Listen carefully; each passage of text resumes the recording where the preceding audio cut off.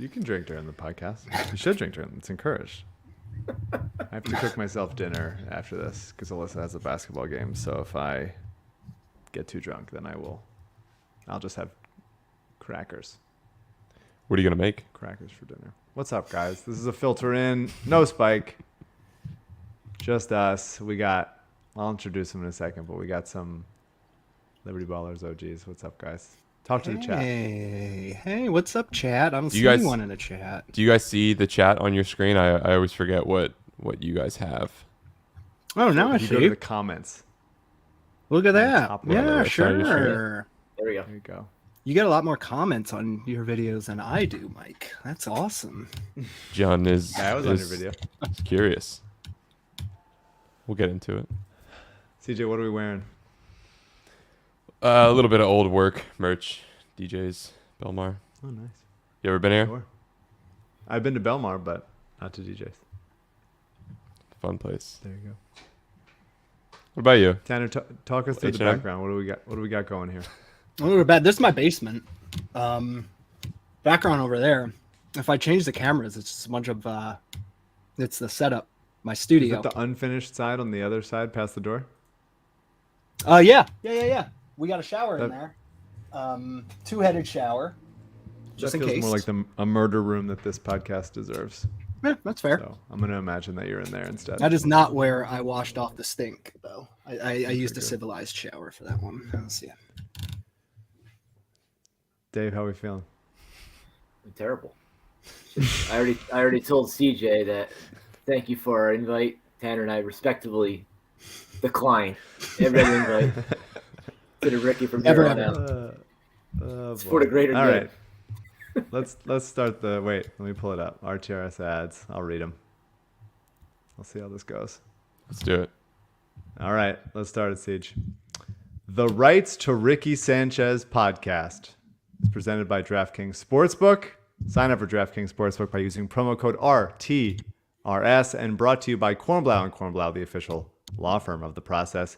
LL Pavorsky Jewelers, where Rights to Ricky Sanchez listeners and myself go and get engaged. And Stateside Urban Craft Vodka, the official sponsor of the Corner 3 newsletter with Zoe. Zoe, who, by the way, declined my request to come on this podcast, so we're stuck with the two guys that you will hear momentarily. Get it at statesidevodka.com, which is very good. On the show today, the Sixers lose an embarrassing Game 5. Embiid gets called out as being sad by the broadcast, Charles Barkley, which was a strange choice. And we're upset. Old school Liberty Ballers starts now. CJ, play the music.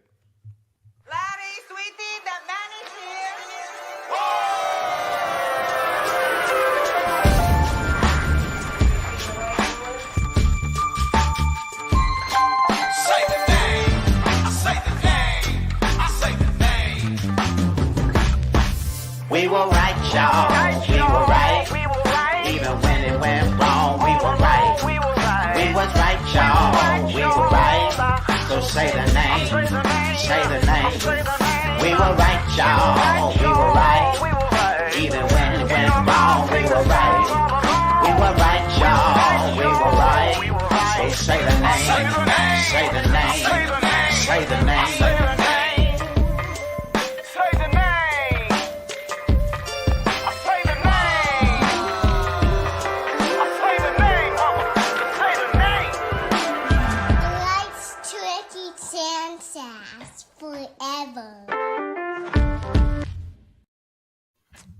Welcome to the Rights to Ricky Sanchez podcast. I'm Mike Levin. No Spike. Spike is...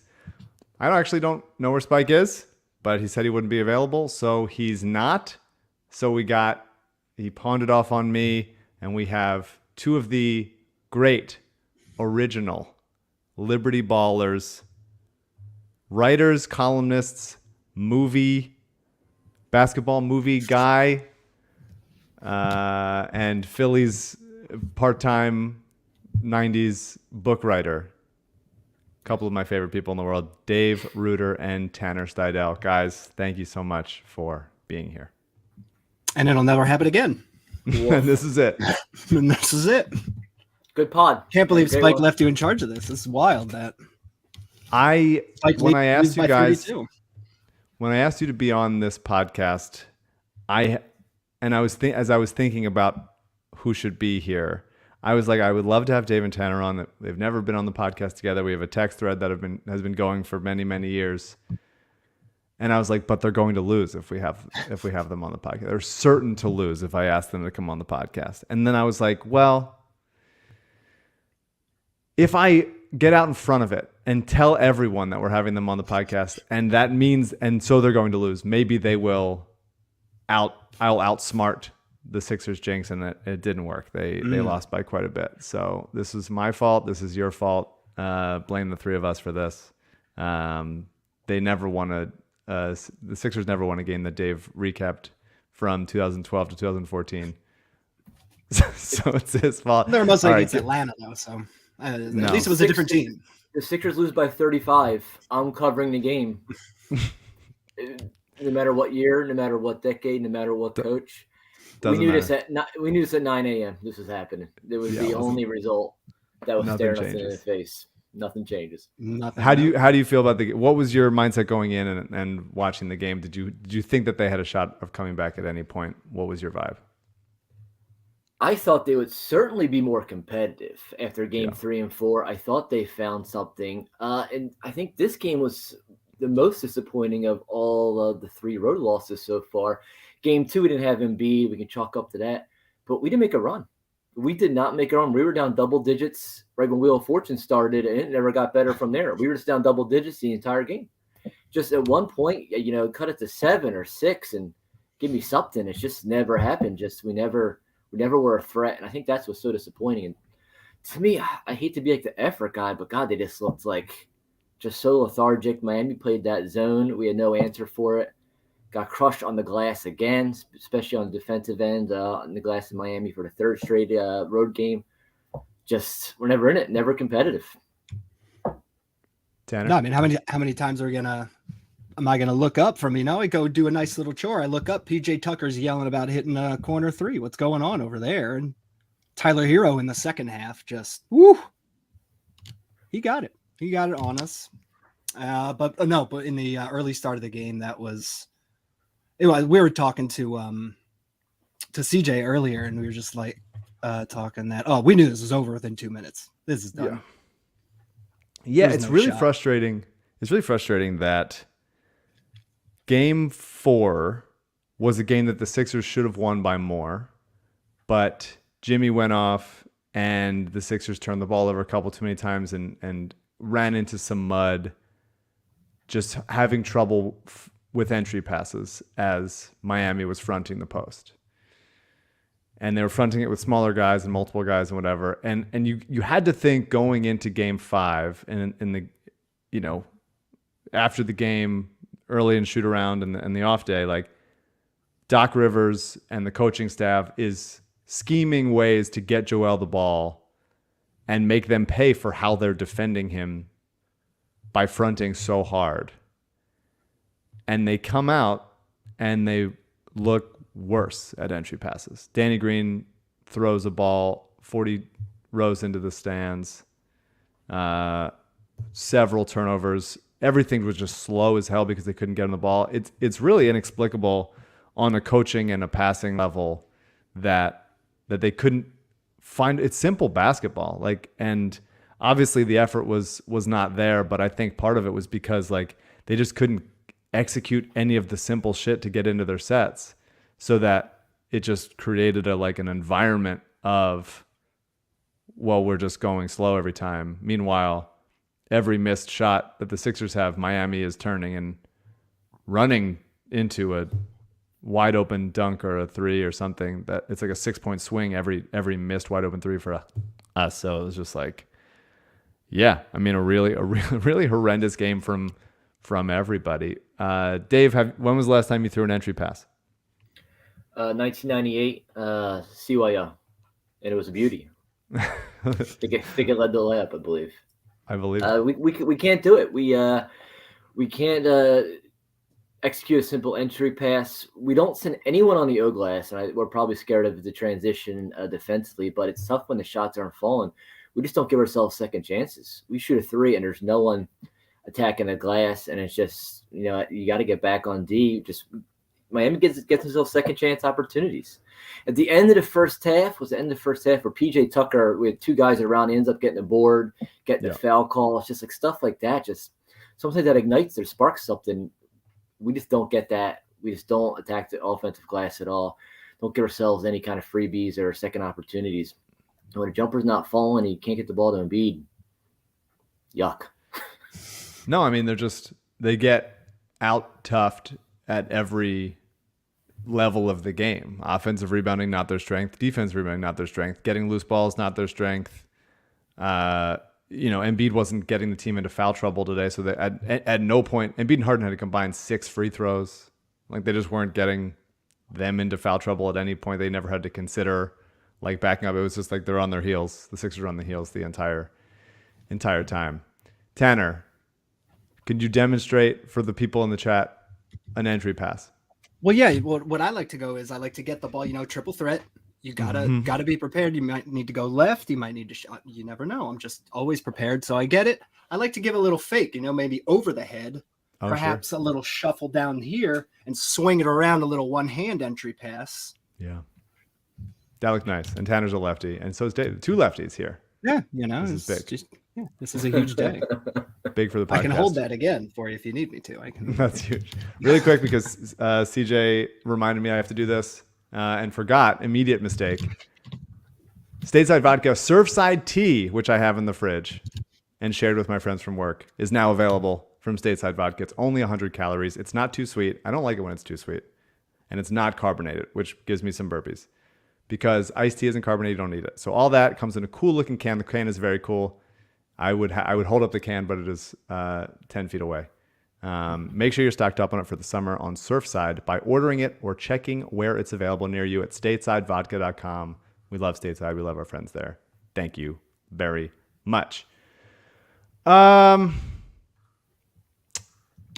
write these notes during the game, and I have them all prepared. And during a podcast, Spike will tee me up for things to say, and then I'll run through like individual guy by guy. But really, this was like a real pointless endeavor to even attempt that on any level. And the whole team. For the whole team. I mean, Harden. Yeah, like I know it was said last time, but was like Maxey there at all? I saw he hit that 3 right there at the end of the third. Yeah, Maxey was 2 of 10 for 9 points, a minus 25. The whole starting lineup, this wasn't like the role players' fault. Like, they didn't hit threes much. George Niang 0 for 6 from 3 again. Like, really one of the most devastating performances of the postseason for him, because the series, those first 2 games in this game, like, he just can't hit in Miami. I don't know if it's the humidity or the national representation. I mean, he does look very humidity. Might be humidity. Slippery. It could be a lot of things, but he just can't hit shit. And if he's not hitting shit, he really can't be in the game. But there's not many guys to go to. Matisse, couldn't slow down anybody, wasn't getting anywhere. The Sixers, how do you feel about the Sixers zone defensively? Do you feel like that's the right way to play this team at the moment? I'm not opposed. I prefer, even in game 4 when Butler went off, I think I prefer that we're having him or forcing him to create in the mid-range. I think that's the best way to go. And just letting Butler try to drop 35 or 40 and kind of limiting the other guys, because it's the triples that kill us, right? It's PJ Tucker hitting a corner 3 right in my face every time. I that's the stuff. That's the backbreaking stuff. So I probably prefer to play a man against them, because I think you just got to just force them to get in the shot clock late and have Butler try to create anything. And if he hits a shot, if it's a nice turnaround mid-range, that's fine. I can live with that. But I feel like their zone seems to be so much more active and better than ours. I feel like they got guys, we run a zone and Tower Hero still, doesn't have a defender within 3 feet of him. So I don't know, we're playing the softest 2-3 imaginable, I think. So I think I prefer to play man. And just saying here, Butler, do your thing, but you don't let anybody else hurt you. Tanner? Yeah, I mean, it's a killer. Like Dave said, when the start of the game, when in the first quarter, it's Max Strus, it's PJ Tucker, it's Gabe Vincent just hitting from everywhere and uncontested shots too. And they're mostly in transition, it seemed like too. They're just running down the court, getting a nice look, shooting it up. But I hate zone anyway. Back to that zone question. I wish there was one never zone ever, but that's just me. Yeah. It does. It certainly, I like it as an occasional wrinkle, but the fact that both teams are playing so much zone in the series is really, really making it an unpleasant watch. Yeah, I don't mind it. I just think I don't think Doc trusts anybody to keep their man in front of them, but they can't do it in the zone either. You're having Maxi's trying to stay in front of Jimmy in those situations, and Harden is playing too far off PJ Tucker to allow those corner threes. Right. At least at least in man, you have to exert some sort of energy to get open. Yeah. And we're not rebounding out of the zone. Never. So it's, right? I mean, they only had 8 offensive rebounds, but it's because they shot 1,000% from the field. So it's you're not going to get many offensive rebounds when you're hitting every shot. And it was just not ending possessions, and then everything was just easy transition shit. It was really embarrassing level of effort.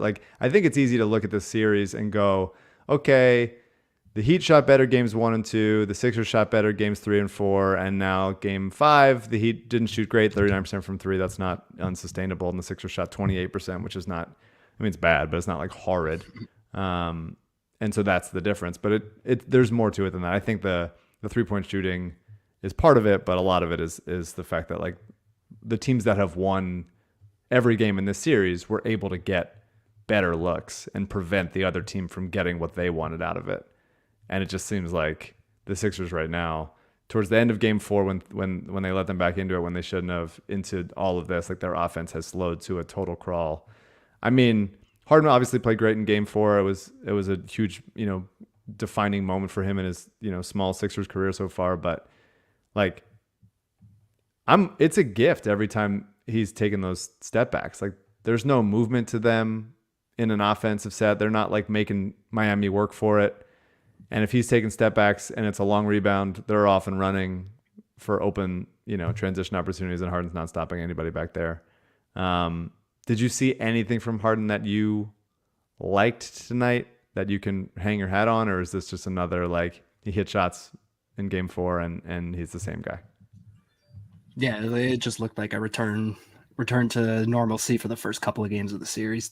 For me, he got a nice little land one at one point, nice little drove the lane, but other than that, I don't understand what our plan of attack is against their zone, because it just boggles my mind. We're running just 4 out on the zone, but they're not letting you get the ball to Embiid. And then you're just forced to have someone to take a step back. At some point, you have to mix things up a little bit. Yeah. I know this is so old school of me, but 2-3 zone, you have someone in the middle. Wouldn't it make a nice Tobias Harris spot at the foul line? He can turn around. He could shoot. He's creative enough with the ball that he can find a shooter on the wing. But we're just 4 out, trying to get the ball to Embiid. Obviously, they're not going to let us get the ball to Embiid. And then the shot clock's winding down. We're shit, got it. Someone's got to put something up. And it's just mix it up a little bit. But I think their strategy, their plan on attacking that zone hasn't been great consistently overall. I think we got to the line in game 3 and 4, which kind of negated that. But these 3 games on the road just look completely lost. Yeah, I mean, they're not getting the ball to anybody in the middle of the zone. They don't have a great player for it. You want it to be Embiid, but they're spending so much effort denying him the ball that the Sixers don't really have another option to that. They seem surprised by it and so frustrated, but they couldn't get it into anybody. Tobias is just not a good enough passer to really be helpful in the middle of the defense there. But the only guy that was knifing through the zone, attacking them a little bit, at least early on, was Shake. He got a couple decent looks out of it and made them pay for playing his own there. And as they were rotating over, I thought he gave them a boost a little bit, but and he was the only guy in a positive point differential for a little bit of the game. But it's just, I mean, we're really reaching. Best early 2010 Sixer that you would want to put into this Sixers team right now? I have to. You have to. Say the year again? Give me like an early 2010s. Prime Liberty Ballers, like 2011 to like 2013. Oh, Nick Young. Gerald Wilkins. Gerald Wilkins. He's got the heart. Sure. He's going to get 2 wins for you. Great. I don't. Is there a good answer? There's not a good answer. I mean, No. Spencer Halls. We're not fucking Halls. Come on. Spencer Hall's a little stretch 5, although we'll talk. I'm sure we have to do some b-ball ball talk in a bit, but yeah, anybody that would be physical, maybe like at least. My complaint with Thad was that he was a little bit too soft. I think he's gotten a little bit firmer with old age, but he doesn't do anything. It was a real bad era. No. We really Maybe started. Our friendship earlier. was sort of birthed in one of the worst eras of Sixers basketball. And came to this game. Comes full circle. Yeah. A little early, like Reggie Evans, though. I wouldn't mind just to get a board. Yeah, just get a board. And I don't know if like PJ Tucker is like he's the most annoying guy on the planet, or is he just so annoying because I've seen him for 5 straight games, but I can't look at PJ Tucker on my screen anymore. So either we have to lose, or we got to win at 7. Either way, 2 more games. That's it. I've had my PJ Tucker fill. Enough of this dude. That's fair. We got to do an ad for all of our good friend LL Pavorsky Jewelers. If one of you guys wants to come up with a tagline while I read the ad, and surprise me with a fun little motto at the end of it. Here we go. We love LL. The Rights to Ricky Sanchez podcast sponsored by LL Pavorsky Jewelers, where Rights to Ricky Sanchez listeners go and get engaged. LL was the first sponsor of the Ricky. We know this. He asked us for a long time to sponsor him, and for some reason we were against making money on this podcast. Pure of heart, smart guys. That we are smart. You want to spend 4 years working for free first, and then eventually let someone give you money. He's been in business for over 30 years, well over 30 years, I think, because I don't know how long this has been since it's been updated. I don't know how Spike monitors how many years he's been in business at the same location, 707 Walnut in Philly. He's your only choice for buying an engagement ring. What do you want to spend? A lot of money if you want. I'm sure he'd be happier to hear that. But sometimes you want to come in and say, give me a deal, LL. And I'm sure he'd work with you on that. Treat you with respect. Incredible service. It was great. Genuinely great buying a ring from LL. And I hold it against Dave that he didn't do it. It's one of the worst things about Dave. And I think Mara holds it against him as well. And that's why their marriage hasn't quite been as good as it could have been. That's my critique of the marriage, is that it's just a little bit worse.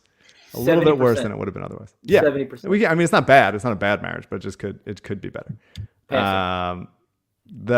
He really was great, and I was a little bit like, guys, let's be real.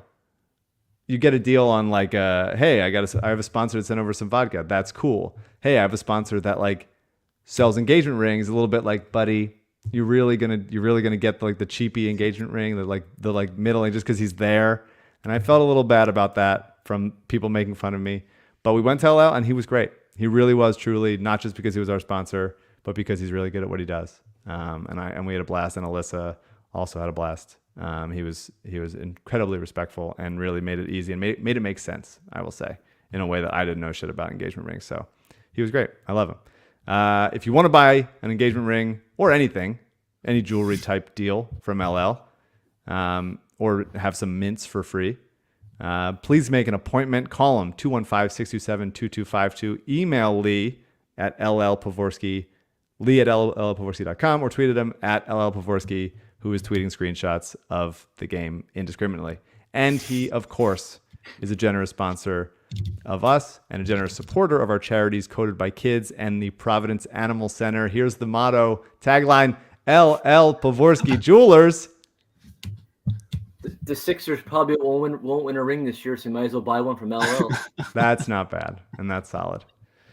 That's good. Okay, I feel like everybody was bad, so I don't want to like target anybody specifically as much as it's a blanket thing, but I really have been talking up Tobias so much for the run of the playoffs and not believing it quite at first, but then over time really convincing me. And he does look bouncier. He does look more decisive, but I think it was a very bad Tobias defensive game and a very bad, like, Tobias reverting to the old version of himself as far as not getting loose balls, getting out toughed on the glass, just generally shying away from contact. What did you guys think of Tobias tonight? Same as the rest of it. It was all just a return to their worst versions. I think that's like a theme for just about everyone. It's just there was nothing there. He had a couple of moments where he would, scrap away a loose ball and for a dunk, but other than that, Yeah, I've been an apologist. I know Sixers Twitter dragged him through the mud in a regular season for a lot of it well-deserved. I think he's been great in the playoffs, but tonight was not good. The loose balls, right? What I liked about Harris so far in his playoffs up until tonight, he's been a bulldog defensively. I think he's been great defensively. He's really battled, and him and everyone else, I just didn't see it. Just didn't see it tonight.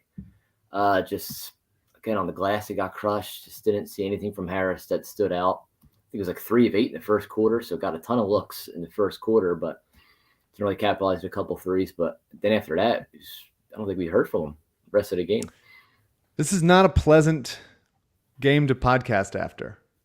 I've decided not to turn any lights on, so at some point when the sun goes down here, I will just be in the dark, and that will be reflective of how I feel. I mean, you just look around and you go like, some guys hit shots. Danny was 2 for 4 from 3, but like I had a drive that actually worked at one point. He had a drive and kick, which I was like, okay, we're gonna pay for that in the future when he drives again, and dribbles the ball off his ass probably somehow. which I think he actually came down with an offensive rebound after that. Yeah. There were the spurts one. of I think like that was the one. it was one of those weird games where like, they're only down by 10. Okay, they're only down by 14. Okay, just give me a run. But like at no point did it seem like they were putting together anything cohesive. It was just sort of like Miami wasn't quite giving them the kill shot yet. And then eventually, they died. I thought at half when we were. Oh, I'm sorry. Go ahead. No, I go thought ahead, please. I thought at half when we were only down 12, half glass full. I was like, okay, it probably should be 18, but it was only 12. I think we haven't looked to cut it to 10. I think Maxey may have missed. And I thought if we make a 6-0 run, something in the start the third quarter, right? Whatever Heat fans that were there, they're at the concession stands. It's everyone's just slowly filling back in. Anything, any sort of momentum those first couple of minutes, knocked down a few shots, and we were down 20. So it's like there was that, There's just at no point did we ever kind of just flex our muscles and say we're going to get back into this thing.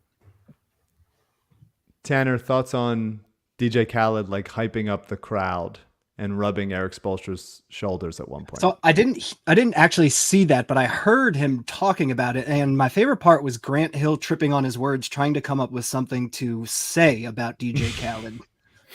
I get that. It was you're on a broadcast. You're trying to come up with something clever onto a break, and then the music's under you, and you're like, I'm gonna find it, and then you just sort of just please take a commercial. Give me a totally petered out and was like, maybe he's gonna play one of his songs. It was great. That's good. Yeah, you got it, Grant. You found it. B-ball Paul. You mentioned that nobody gets offensive boards. B-ball Paul's the only guy going after loose balls. He had 6 offensive rebounds tonight. At one point, had an offensive rebound and a kick out to a shake 3. That's nice. He had an offensive rebound and an and one. That was nice. They had 1 point for literally one possession.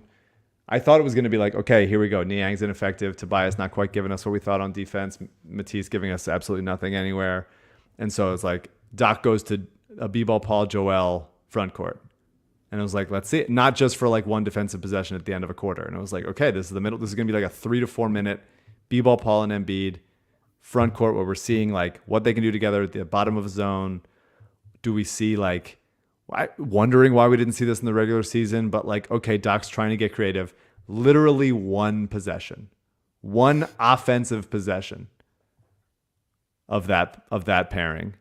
Harden drives in, little shuffle pass to Paul underneath. Paul doesn't field it well. He doesn't have great hands. and it goes out of bounds. I think it was out on them, but even still, Doc was like, no more of this. That's the end of that. And so it's just it seems like he's guessing. It seems like Doc doesn't have a plan. It seems like Doc, kind of a guy that brags about not practicing, which I think is an odd choice for a coach. And it seems like that is, we're living in the reality of those choices now. We did get a steal and behind the back pass from B-Ball Paul to Tobias, which I would say in a normal game when they're down by $1 million, if somebody did that, I would be pissed off. I'd just be like, come on, like get over yourself. But because it's B-Ball Paul and he's just always playing with a level of B-Ball Paulness, I appreciated it. A behind the back pass down 28. I hope it pissed Doc off. And unnecessary. Just to remind you he can do it. And excessive, right? Very excessive. Could have been called for a flagrant pass on that. It was tough, but I really hope it pissed Doc off. I hope he was like, why is this guy doing this? And it's like, he's literally the only guy trying, the absolute only guy out there trying.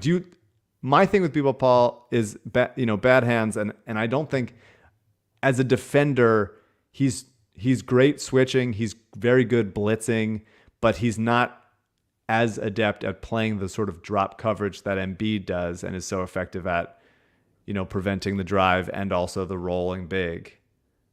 Is there, what do you feel? What is the emotion you feel instinctively watching B-Ball Paul these days?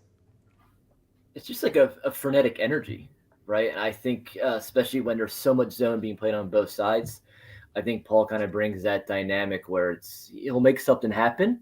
It's not necessarily always good what he makes happen, but like something's happening. So I think I certainly respect that aspect of it as compared to all these other, these backup bigs for Embiid who are just kind of plotting, doing the same thing, these prototypical big men. So I think Paul in that style where it's not so much like a full court press, but when we are trying to push the tempo, when maybe have Maxey picking up a full court, I think that's when Paul's at his best, when a game gets a little sloppy and a game gets a little ugly.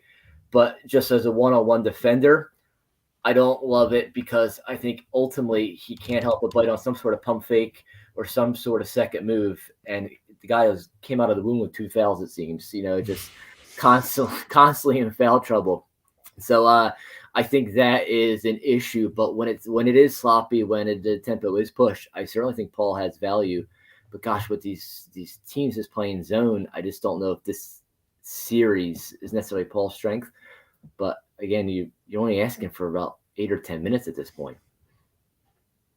Right. And he'll always have a special place in my heart just because I was at that wonderful game right after they got Harden where he tried the reverse dunk. jam. Yeah. Sure. And it Sure. was just really, really, really special because no one really knew around me what was going on. I was just like, yeah, of course That's that what just he happened. does. But yeah, and I appreciate that. As he's one of those that what you're going to get from him, in that it's either going to be fantastic or just a complete horrific show. So either way, you're going to be entertained. But yeah, no, it's I'm never really confident, but I'm never really not confident. It's more like a nervous, like buttholes clenching kind of. Yeah. Paul Reed puts me on a waterbed, I think is the vibe that I get. And I like it. And it's better than anybody else that they have to offer backup center wise, but it definitely is an experience. Dave, are we looking at the basement where a snake was loose? Is this the scene of the crime?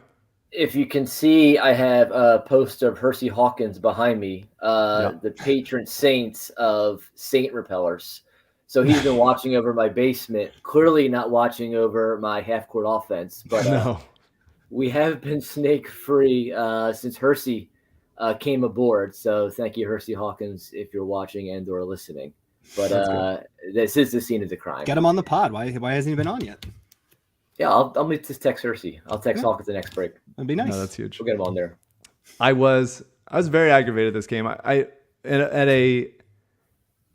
In these kinds of games when there's the very frustrating, like stemming the top, you're just hoping that they make the run. And I still am gullible enough to be convinced by like a few really like, okay, Joel is momentous. And he's trying to like fight them back into it here. He did show a little bit more, a assertiveness and fighting through contact at the end of the third, I think it was.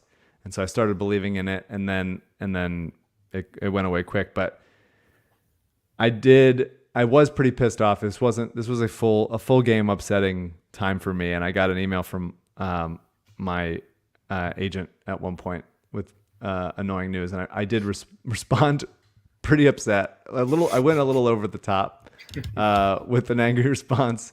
So I'll have to sort of apologize later and, say the Sixers got blown out in Game 5. Are you aware of the Game 5 curse that the Sixers are now walking into? Have you felt that this is every Game 5, every single one especially in round 2? In the Game 5 of the Celtics series was the missed opportunities. I think that was the JJ pass, and then the Joel had the layup opportunity that like Horford maybe fouled him on and just like kind of didn't go up strong. Raptors, they lost Game 5. They got crushed by like 40 and went down 3-2. And then the Hawks series was one of the monstrous blown leads. I think it was the first of the very blown leads. Right. And it's like there's only so many times my dad can text me that was an abomination before like you run out of abominations. You got to save them. And the Sixers have just had so many of them. And especially in Game 5s, and especially for it to be the same week. I don't know if you guys are watching Winning Time, for it to be the same week that they lose to the Lakers in the finals. Winning Time, when Kareem is out and Magic is a rookie, played 48 minutes in 1980. I feel like none of us were born before 1980, but I feel like that is like generational trauma that I inherited, and I was born with it. I was born with that kind of feeling of like, I'm upset. I came out of the womb. I'm upset. Yeah. Paul Reed, 2 fouls, me. I think with the Sixers, what I've realized watching them in the playoffs is when any time the city's confident, they are going to lay the biggest egg of all time. It's remarkable. Game 3, we thought we were done. You didn't know if Embiid was out. Then he was doubtful. We looked so bad in 1 and 2. We win 2 games, and sure enough, we hop on that bandwagon so quickly. And the Sixers are like, well, you fell for this one again. They pull the rug out from under us, and we lay an egg. This reminds me of Game 7 of the Hawks, in that after we somehow won Game 6 in Atlanta, when everyone thought we were done because we blew a huge lead in Game 5, we somehow pulled one out of our ass, came back, and won in Atlanta. Then everyone thought that we would steamroll in Game 7, and the Sixers were like, nah, suckers, can't be keep falling for it. And I almost think collectively we'd have to say we're done in 6, because I think if the team gets any sort of sniff of optimism from us, they're going to skunk us so badly. So I'm going to say Heat in 6, and to try to reverse mush myself, because you can't be confident with this team. They let you down. So Heat in 6, they're going to win by 25 on Thursday. Yeah. That's the Sixers constant, and there's been so much turmoil of the Sixers for let's say at least since Bynum. Let's cap it there and say at least since Bynum, which anytime any old LB guys are on a podcast together, Bynum must be brought up. It's required by law.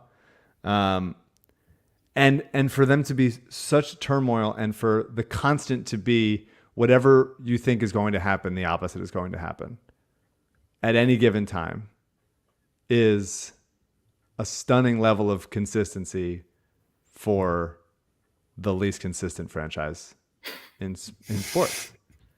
It's clockwork every time. We should talk about Embiid's injury and then the weird halftime thing for Charles Barkley after we go to another ad for our friends Kornblau and Kornblau.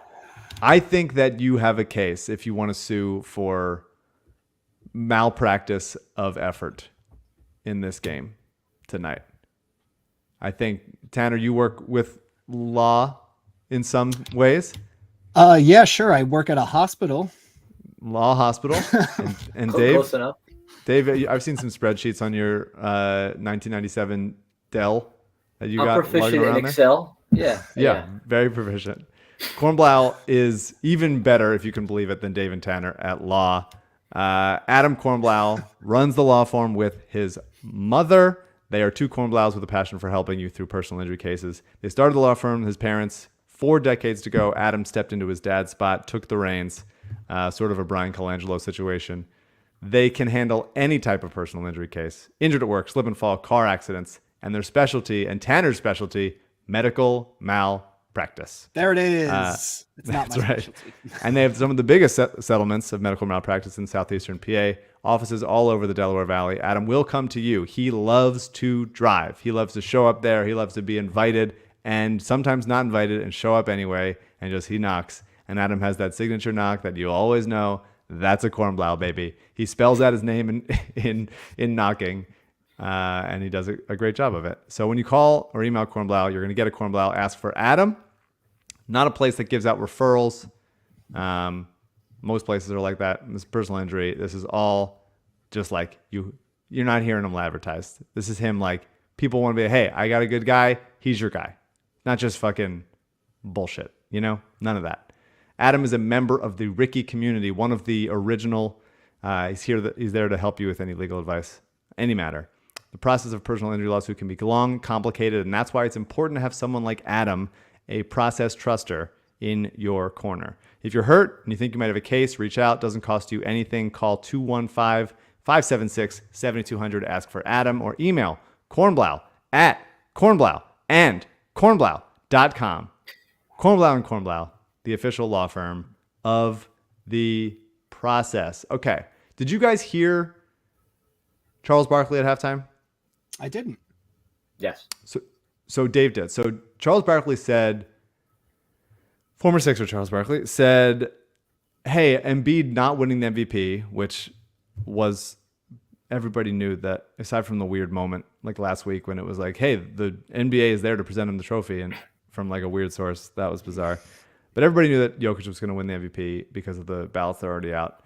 But Charles said at half, hey, actually what it is that the reason he's not playing well, not because of the thumb, not because of the face, which got hit again, not because of the mask, not because of the concussion, not because he's having to do almost everything for this team because they're a poorly built team. It's none of that. It's actually that he's sad about not winning MVP, and that's why he's not playing well. He's moping around, which I think is obviously ridiculous and insulting, and the level of basketball analysis that Charles Barkley brings to the table these days. Your thoughts on that, and your thoughts on Joel's health generally, and honestly whether he should even be playing in there. I think it's silly what Barkley said, but I will always love Barkley. So it's like he's just like my crazy uncle, and he'll say 5 things. 2, I'm like, oh, there's some validity there. 3 are batshit crazy, but he's my uncle, and I'm still gonna love him regardless. So I just dismiss what Chuck says because like eventually he'll tell some self-deprecating joke 2 minutes later. I'm like, oh, Chuck, that's why we love you so much. I don't even put any validity to that. Embiid's injury, gosh, it seems like so Dedmon just hit the ball, and the ball hit his mask off. Yeah. And Doc got teed up for that, which was... Doc got teed up for it. I didn't mind it. I'm fine with, I yeah. I didn't mind it. Send a message. But looking at the replay, it didn't look that bad, but the fact that something so minimal from the surface created that much damage, then you're like, oh, shoot, this is really a serious injury. I don't know if it's worth it, but God, it's so hard to say as a fan, and the selfish part of me is that we're in the Eastern Conference semis, we're in a tight series, Embiid doesn't play, season's over. So it's selfishly, it's like, yeah, I want him out there if the doctors said he could play, if Embiid wants to go. But I think this was a reminder that, man, like, he had a broken orbital bone a week and a half ago, and he's out there chugging along, but not great. When he was down, I was just like, looks like Brutus Barber Beefcake when he got his facing caved in on a jet ski accident. So I was a little concerned at first. There's your Brutus Beefcake reference. So yeah, there had to be one. There had to be one. But yeah, it was a jet ski. alarming. That's a little. That's to the next level. Jet ski or parasailing. I'll have to check my notes. One of them. Yeah. Tanner, you played without glasses one time, I believe. And I did. How similar it was do you not think that? easy. No, you Tell because us you were about that. Tell us about notoriously that. I was bad in Los vision. Angeles. That's Yeah, right. I You were lost, here lost and the contact in Mike's and you played through apartment. it. Yeah, You in think the, that's similar Mike, to what Joel's going through? most likely, yeah. It was incredibly difficult to see. Everything was a cloud. But we played with the sister guy. He was a nice guy. He actually had the glasses. He was cool. But no, it was very tough. I don't know the extent, like how the pressure must feel on your face while that's doing that. But to say he's sad because of the MVP that's just irresponsible, I would think, because the radio is going to go nuts with that tomorrow. Right. Yeah, for sure. I think Dave's right in the sense that like it didn't look that hard. Not to say that it didn't hurt a lot, but it's concerning that it hurt as much as it did to kind of get mostly a little bit bumped in the face. And I would love, and this is like a little bit of loser shit. Like I would love to just get to the Eastern Conference Finals, and if they lose, if Embiid goes down and decides like it's too dangerous to my career in like game 2 or something, and they get rolled by Milwaukee or Boston. Right. And like it is what it is, but like I need to see some progress. Like I need to feel like, okay, at least we got past the Heat in a tough series, and which we would have won if Embiid was by a lot more if Embiid had been healthy, and then ran into a tough, probably Boston, maybe Milwaukee team, and that would be frustrating. But like I could live with it if they lose to this Miami team, who's just like they're just not that good. Like they shot well. They play defense. They play hard on defense. They're denying the ball. Their activity is really problematic for how slow and uncertain this are as a passing team, especially when Harden's not playing his best ball. And Maxey is inexplicably like not much to be done there. Something he was missing that happens, but it seemed like he was like aiming the ball at a certain point, like the way that like a 11-year-old does.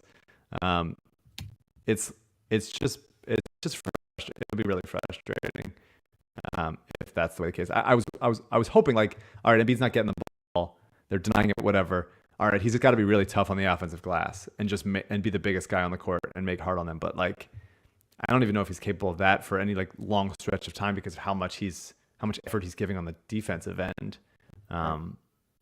It's a bleak. It's quick. We've said this all playoffs. Like it's hard.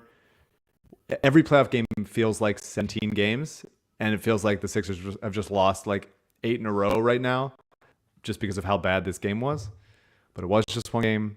You got to figure they're going to bounce back in Philly, but to win 2 games against this Miami team that shoots as well as they do, that defends as hard as they do, and the Sixers are so prone to these kind of effort, stupid, like dumb turnovers, giving the ball up easy, like just stupid shit. Like it'd be one thing if they're just missing shots, which sometimes happens, but there's a ton of stuff that could be cleaned up and like schemed against, and it seems like they just don't do it.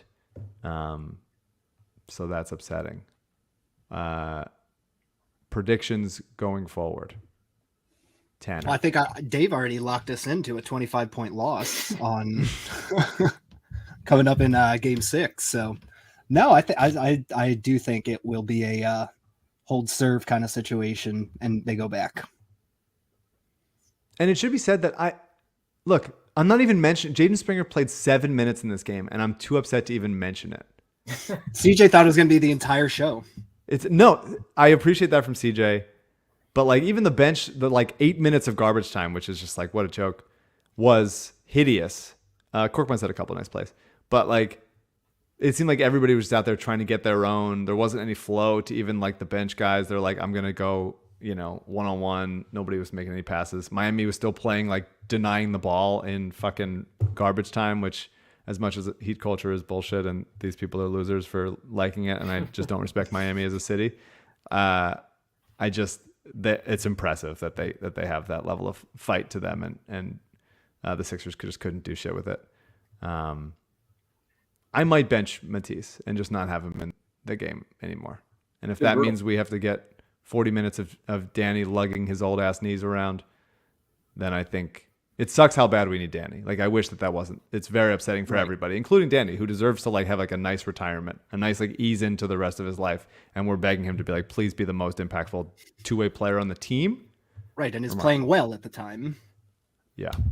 He's such a net zero on offense that he basically has to lock down Tyler Hero completely. Hero should never score because of how little value Matisse brings on offense. Yeah. So if like Hero scores 15, what's Matisse doing out there? Because he's not doing anything on the offensive end. Yeah, I mean, and there's times when you're like, at least in his zone, like he played so much zone at Washington and was so good at it, and he's not even like anticipating stuff. He's not getting the balls. Like he just looks like he is lost out there and overthinking it, and just like really not talented enough to be like guaranteed rotation minutes on it when he's been this bad. A minus 15 in 11 minutes. That's Amir Johnson level. That's Greg Monroe. Right. Greg Monroe's still playing, by the way. Had no idea. He showed up on my TV the other day. Hey, that he tries. is unbelievable. Good for him. Never get rid of him. He's gonna you never get rid In of the him. postseason. I think that they're going to win Game 6 at the risk of jinxing myself. Let's just say we'll have you guys back on if they lose. You're only here for losses. That's the vibe that we'll give as a threat. I just don't like. Embiid is so much better than Bam. Bam had 12 and 6 tonight. Like he's just a non-factor. He's obviously a good defensive player, but he's really just a non-factor. And so if they can just find a way to like be basketball coaches and scheme the Sixers' futile passers to just like get Embiid the ball in a decent look, and Embiid can get to the line, and Harden can like knife through, and Maxey can like exploit the speed. Like there's still ways to do it. It just feels like all of the good juice that we had from the games 3 and 4 has just evaporated. And I go back and forth between. This is a good question for you guys. You're Tanner originally from Allentown, but I consider you both very Philadelphia guys. The home crowd in Game 6. Do you want them to? Should they boo player intros due to how bad the effort was tonight, or should it just be like we are going to will this team to victory? What do you think? I'm getting very dark, by the way. I'm looking at my screen now. I'm seeing how I'm going to be in the dark soon. So that was a dark question. It's got to be the latter. It is. We can't be booing their interest. But we didn't have an opportunity to boo them for this game, which I know. they deserved. One of the most booable games ever, I think. You can't retroactively boo for okay. past, all right, that's fair. I didn't read the handbook. No, we have to be the guy who was trying to will Simmons to make a free throw last year. Yeah. Like we had to. Right. Come on, you can do it. The concern with games. I need Tanner in the crowd demonstrating entry passes. Right. That's what you need. You're the new guy. You're the new guy. Anything at all. Please get it to him. The concern with Game 6 is if we start off slow, I think the crowd turns. Yeah. That's the thing. We got to get off to a hot start because when we're winning, when things are good, there's no better crowd than the Wells Fargo. But in an elimination game, it's looking like that in Game 5, if we're down 14-6 early, it could get ugly. And that's our fear is, I think, half glass full, right? Point differential is not a thing in the playoffs. You just have to win 4 or 7 games. You can lose by 35 tonight, and that's only counts as one victory. I do think that will work out to the Sixers' advantage because they played so poorly tonight. That Game 6, they should be able to flip the switch a little bit. I'd be a little bit more worried if we somehow lost a tight one in Game 5 and the team goes, that was an opportunity lost, and that kind of hovered over until Game 6.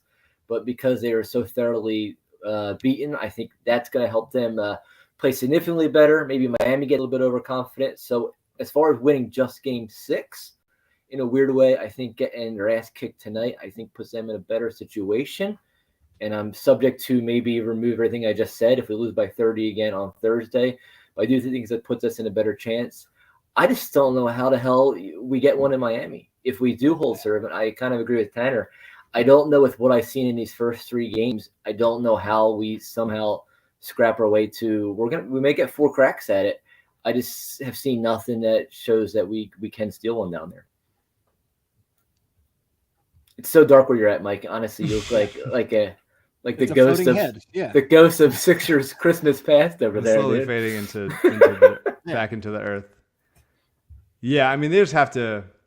It's the I'm almost haunted and look haunted on the stream by the idea of another Game 7 in the second round. Obviously, the Toronto Game 7, obviously the Hawks Game 7 was at home, but going into Miami being like, we just have to win one game on the road. I mean, you just hope that the Embiid's the best player in the series. Like, and he's right tonight. He didn't seem right. He got whacked in the face. He's playing with a million injuries. Like, he didn't play well. Nobody played well. If I'm not expecting Harden to be game 4 Harden all the time, I don't think anybody can. He's just not going to score that many points regularly. But if he's going to be the guy that like is one of the best floor generals in the league and gets guys easy shots, he's got to be the guy that gets guys easy shots. And tonight he wasn't. He just seemed like he was too passive and slow and indecisive. And if nobody else can make an entry pass, then Harden and Embiid have to figure out a way to like run more pick and roll together. And then Harden gets to the lane, like some actions. Everyone just standing there trying so hard to make like a 4-foot pass as Embiid catches it like 26 feet out from the, and just like, hey, go dribble through 6 guys and 3 refs on your way with a broken thumb and like half a face to try to score in a hostile environment. It's tough. It's tough. It's disappointing. It's a disappointing game because the momentum was all on their side. But this is Sixers basketball, and this is podcasting from the dark. That's right. This is what we do. Thank you to you both for joining me in this misery. It is our fault, the 3 of us. It is, yeah. Me for I've asking had a terrible time. Yeah, me for asking and you for being who you are. Send your hate mail to @whereisbenrivera on Twitter, right. please. Go through the 2013 Liberty Ballers archives for some Tanner articles on the movie Like Mike, which The Sixth Man one is also really good. Sixth Man is good, yeah. Yeah. And Dave, writer of the book A Sixers Odyssey, which we've had you on the pod to discuss before, which I loved, and as well as the Phillies Odyssey, if you're ready to be disappointed by another Philadelphia franchise. Yeah. Always room for more misery. There really is. And Tanner, beautiful voice and gloved hands for West End breaks. If you like, That's right. Card opening playing card. No, not playing cards. No, these are basketball cards. These just came out. These are the Basketball Court cards. Kings. Is that Court Kings, anyone? Josh Giddey? That is Josh Giddey on Okay. the front of them. These are the big ones we're going with now. Yeah. So if you're into that, check out But West actually- End breaks for Tanner. Yeah, and you guys actually joined one for a charity, so thank We you did. guys very Absolutely. much. Mike hasn't paid me yet, so I am going to call him out on that. And Like this the is where we'll deadbeat. end the podcast. Yeah. And I'm going to apologize to my agent for being mean over email. Let's get Game 6 and string us along for more misery. Spike, come back soon and take the hosting duties away from me. And apologies to LL and Kornblau and Stateside for the ramshackle ads. Someone answer this. Are you down with TTP? Did Jaleel Okafor get traded? Did Jaleel Okafor get traded? Yeah, Sorry, Jaleel's I gone. went on mute. You can do it. Yeah, Jaleel's gone. Yes. You know the lick face. That's right.